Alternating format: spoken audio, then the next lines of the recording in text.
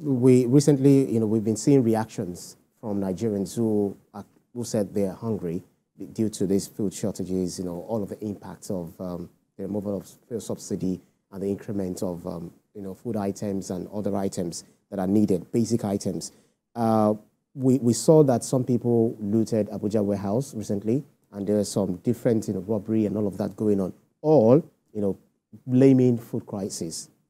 Do you feel that what we saw in Abuja recently and, other places is not exactly as a result of poverty or hunger? Maybe poverty, but not hunger, because roofs were taken away, some electronic appliances were taken away, and other things not exactly related to food. How did you, what's your reading of that event? Yeah, you see, you said other items were actually picked, not specifically foods. Yeah. But those things can be exchanged for cash for you to be able to get food. So you are targeting, the major aim is, we want to loot this place. What exactly is in there? Somebody is giving you a tip-off. They've put food here. On getting there, you discover it's not food, it's electronics. Your normal thinking won't tell you that it's about food we've come here to actually, pick. It's about, we can still exchange this for money. So that if we get the money, there are people who are ready to buy those goods. You ask yourself the question, all those miscreants that we see on the road that picks up our phone, is it that they actually needed that phone? The answer is no. But there is exchange of that particular asset that they are picking. Justification of their breaking into the warehouse to loot it, under the guise of hunger. Ibrahim, or that they themselves are originally, inclined to do, things that are bad, even if they have money. Ibrahim, if you have money, you will not think about looting. Hunger, the way it resets your brain. We know robbery. People actually the way, robbery, even though they have made a kill or a killing from the robbery. Ibrahim, we can have a sane discussion because we are not on that path of an hungry person. Before we were born, there is this saying that an hungry man is an angry man. When a man is angry, can you control some of the things he does? The answer is no. I'm sure my medical expert is here. The adrenaline in you. You can see a man in the house that you are yet to give food. You will ask, is this the same man that each time I give him food, he seems calm, and now that the food is not ready, possibly he's just coming and he's expecting that you should have his food. You see, when you are hungry, you don't think right. And that's why we're saying, if you go to every developed clime, what they try to address is food. When you are food sufficient and you can eat, you can think right. I don't know if you are you are addressing a report and you are hungry. I don't know whether you can put in your best in that particular thing. We are not supporting that, burgling into warehouses is something that we want to encourage. But you see, if you look at what happened, COVID-19 exposed a lot of things that the politicians and the elites really carried out. There was this private-public partnership with the private companies where they actually made provision of certain things. But the elites and the politicians, what did we see? Ordained some of those things. And what people have actually seen is that these foods are available. He said it. Aside the politicians who have access to this, even the capitalists that have access to funds are actually buying off those things and stocking it so that they can make so much money at the detriment of the citizen. So an hungry person just wants to find a means. See, if everybody is self-sufficient, you will see less people on the street attacking. If you are okay, you will not see people creating level of insecurity. Why are people going into, robbery, terrorism? It's because there is gain, monetary gain, to satisfy their wants. Sorry, before you butt in, I'm still trying to wrap my head around what is actually, his position, valid. But then, if you look at, I saw some videos, in the UK, some people queuing for food, showing that the food crisis is something that is almost global now. And if you look at what is going on, the genocide going on in Palestine, the pounding of Palestinians by Israel, against what happened from October 7th, you saw that the Palestinians, they do not have enough food. But when it comes to sharing of food, although you see some disorderliness, but they are not exactly behaving with the way we saw some Nigerians behaving. Let me put a perspective to this. The concept of fear. What fear does is this: it aggravates poverty and thought process and distort thought processes.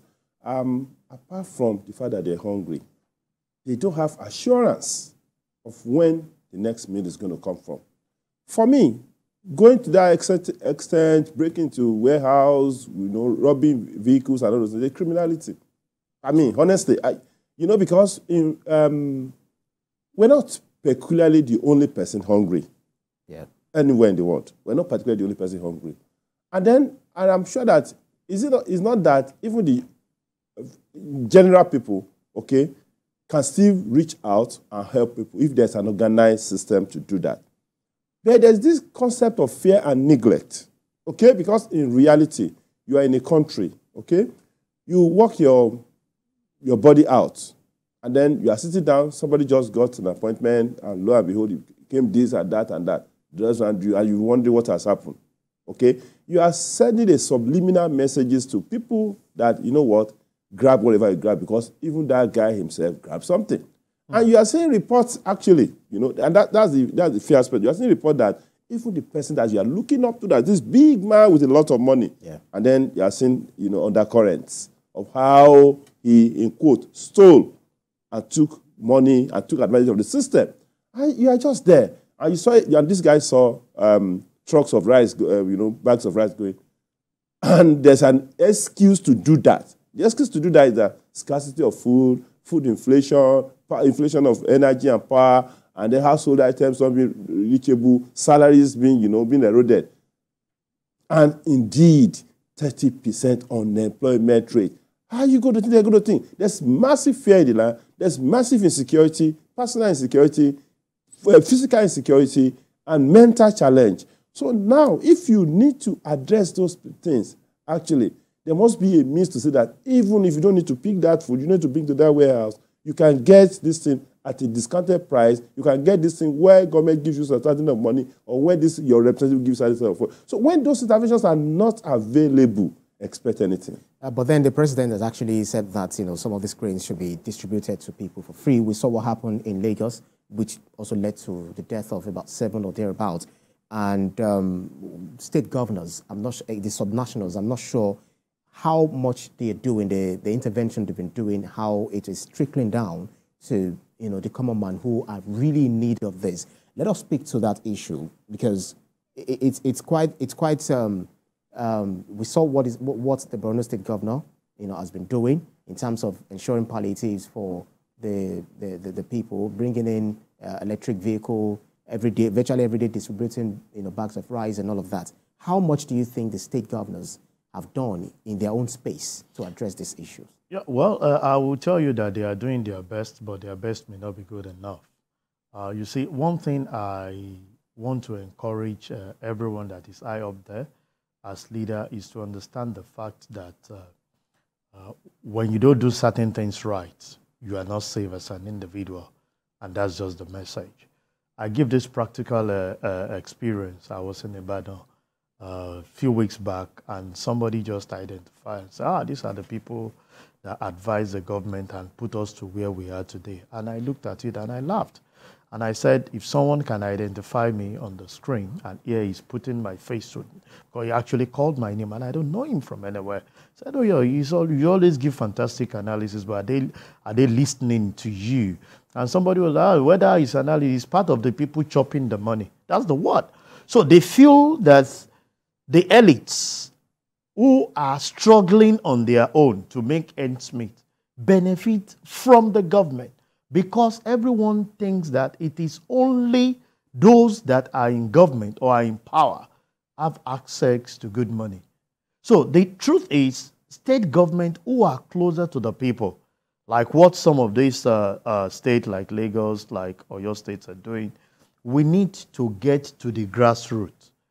Because as we speak, I don't know whether there is existence of local government.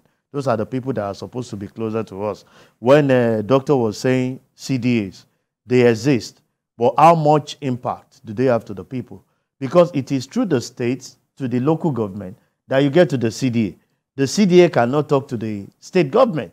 because they are responsible. So we want a situation where the structure, see, I keep telling individuals that we have good policies, we have good structure, but how much do we do when it comes to implementation? And until we take that thing out of our personal life, greed, it should be I and I and I alone. You just want to live above where everybody look up to you, not, following that path. Those examples that you are referring to in the developed life where people want to kill, they will be ready to, if there is assurance and they are confident that if I get here tomorrow, this food they are sharing will still have enough to pick tomorrow.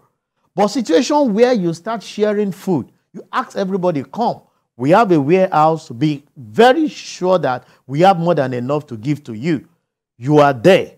And you started 8 o'clock. By 11, they are shutting down the system.